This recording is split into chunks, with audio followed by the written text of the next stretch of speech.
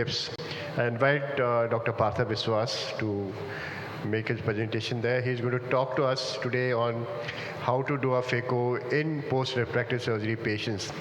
There would be a various challenges in these cases, right from the initial examination to the power calculation to do a good surgery in these cases. And Dr. Partha, please.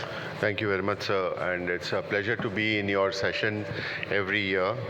And post-refractive surgery is something that every one of us are going to do more frequently than we have done in the past, because the number of refractive surgery patients are increasing, and more patients as time goes by will require the cataract surgery.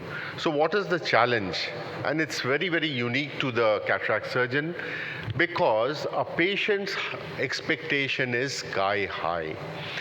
Patient is used to spectacle independence, has unrealistic expectation, and the current formulas with whatever you have are still short of that high grade of accuracy that we require.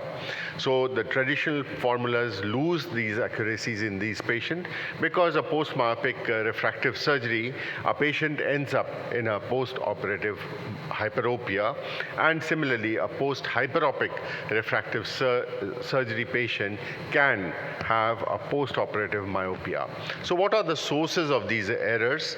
And that's important to gauge these sources, because the corneal measurement that we take from the central 2.5 to 3 millimeter zone, which has been flattened by the cataract refractive surgery, and that assumption on which we base our formulae by the assumption of a spherocylinder of the cornea leads to an overestimation by 15 to 25%.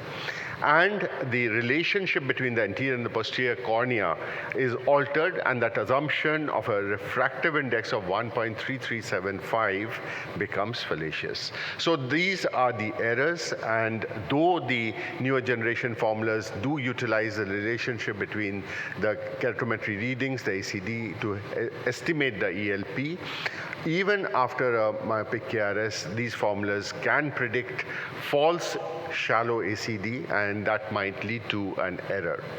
Similarly, an underestimation of the IL power causing a post-operative hyperopic surprise in these myopic eyes. So what are the formulas that are used? And the one that is very popular is the ASCRS online. It is freely accessible. Multiple formulae are available, are used to calculate the IOL power, and the average of all these formulae are also displayed. So the more the information that you give to this calculator, the better or the more accurate will be the reading. But unfortunately, these are not possible every time. So now here we have a very simple statement and a very simple suggestion to give to you, and that's an intraoperative aphakic calculation. So for the last nearly 10 to 15 years, we've been using this calculation, and a simple on-the-table retinoscopy by your optometrist, your senior optometrist, after the extraction of the cataractus lens, can be one of the most accurate methods in choosing the right lens and to avoid a surprise. So this is very important. However, the intraoperative aphakic aberrometry can also be used, but is not available to most of us. Limitations include the alterations of the intraocular pressure, the patient fixation, and the pressure of the speculum. The ELP prediction is still not accurate. So this is how our senior optometrist is doing a per-operative retinoscopy, and the surprise element will definitely be minimized. So the role of preoperative counseling is of great importance, and counseling the patient to realistic aspects is very important. The presbyopia correcting IOLs may not be the correct choice in these cases, and the patients have to be explained in detail. And the irregular astigmatism also needs to be discussed when it is specifically an RKI. So let's come to the intraoperative challenges, and when it is an RK patient, phacoemulsification is something that we have to understand. And if there are more than 8 incisions, as you can see in this particular case, the corneal incisions will have to be avoided. And here is the situation where you have to go scleral, not go in corneal, and not go in the plane of those RK incisions. Here I did find a small spot where I could do the side ports, and you can see the side ports have been done corneal, whereas at times even the side ports might have to be a little scleral. So again, the next part, the completing the rexis, all these parts are not so difficult. Usually these are cataracts that are not very hard. However, hard cataracts can also be there. And as you can see that there has to be a small peritomy so that you do not have a bullous conjunctiva during the procedure. So removal of the cataract is not so difficult, but again let us remember that these are high myopic eyes and we do not want a rupture of the PC. So care has to be taken at all stages, and especially while the irrigation aspiration is going on. So the phaco-parameters have to be set on the lower sides, and again the patient has to be apprised that during the procedure there might be situations where you will have a little tight situation, and there can be an element of pain as well. So most of these things can be done with topical anesthesia, and things can go on well. Let's look at this quick mystery case, and it was this 43-year-old lady who presents with her husband, and grade 2 cataract, no medical or surgical history. We plan a phaco plus IOL. After all the calculations are done, she comes back alone, and she says that at one point of time in her pre-marriage days, she had some surgery done, and that was 19 years ago. So pentacam becomes an invaluable tool to detect a previous refractive surgery, and so in such cases, obviously we do not do pentacam for all our routine cataract cases, but in such cases the pentacam is to be done.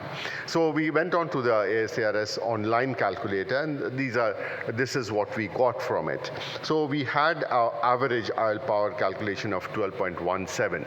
So what did we do ultimately? So with the assessment of the biometry, did we go ahead with the calculation of the ASARS online calculator? No, we did not. We relied on our optometrist who did a refraction, and he said retinoscopy on table, and he said that it would be 15.0, erring a little on the myopic side. That would be for the right eye, and the left eye would also be similar, and we went ahead with his calculation. And this is the post-op refractive error that we had, 0.75 with a 1-cylinder, 0.5 with a 1-cylinder. So these are important aspects. The other practical aspect for a post-classic phacoemulsification is the flap and the hinge position needs to be determined before planning the corneal incision. We do not need to harm any of the flap incision, because it is possible that the flap can be raised even if there is an inadvertent pressure on that part. So utmost care to be exercised, and Arup showed us a vitrectomized eye and a cataract a challenge in these vitrectomized eyes can be there. Here, after a post ICL, I'll show you a particular challenge that we faced. It is a real challenging case, and I will quickly show you. I think we have about 1.5 minutes. So here is a patient who had an ICL done, and you can see a white cataract. Now what happened? So ICL he did do, and then after some time there was a break and there was a retina detachment. So our retina colleague took care of the retina detachment of this particular case. But 3 months later, the patient came back with this whole white cataract. So what could have happened? Well, it was quite obvious that there would have been a lens touch during the vitrectomy surgery, and so we had to deal with this particular patient, and we had to remove the explant the ICL, which was not a very difficult thing to do. So explanting the ICL from this patient is something that had to be done carefully. But just remember that in the first instance there was a little bit of synechia to the ICL which we had to release it. So we were expecting nothing would be very, very rosy in this particular case. And once the ICL was explanted, we would have to stain this capsule, which we did, and after the the ICL is explanted, the capsular axis is going to be a little challenging. So I'm not able to fast forward this video, but we'll just continue. And so this part that is going to be challenging is the capsular axis. Now we have the capsular axis in this particular patient. We have to devise a capsular axis which is going to be just adequate. And so let me just conclude what exactly happened. So while I was doing the capsular axis, now the capsular axis runs out in two places, and it is now an open bag. So with this capsular axis that has run out, we have to be very judicious in doing the next steps. So the lens that we had chosen would be a single piece lens, which at that point of time would not be the correct lens. So we replaced it by a multi-piece lens, which went into the bag. Maybe it could have gone into the sulcus as well, but the multi-piece lens would be the choice. And then we found out that there was a small plaque in the center. So this small plaque in the center was directly in the visual axis, so that had to be taken care of. So we, with an MVR blade, we went in through the plaque and did a vitrector, converted that plaque into a small opening with the vitrector, and retained the integrity of the posterior capsule. If the vitrector goes beyond the extent of the plaque, the whole posterior capsule might get torn off, and the anterior capsule, which is already torn, might become continuous, and then we have an explantation issue. So this is what happened. Unfortunately, we were able to give this patient at the end a vision of 618, 624, and patient was otherwise okay. So the post-operative challenges, small residual refractive error can be managed with glasses or contact lenses. Larger refractive errors, LASIK or PRK may be offered in if the parameters permit, and a piggyback IOL or an IOL exchange is an option reserved for large refractive errors. Thank you very much.